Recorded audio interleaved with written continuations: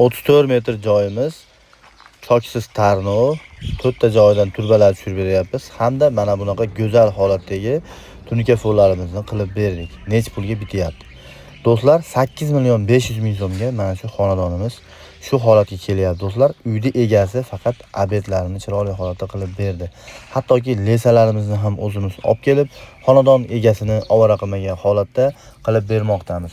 Agar sizlarga ham xizmatlarimiz ma'qul kelsa, quyidagi raqamlar orqali biz bilan bog'lansanglar, Xudo xohlasa kelishib bo'lsak, navbatdagi tunika fon qiladigan xonadonimiz aynan sizning xonadoningiz bo'lishi mumkin.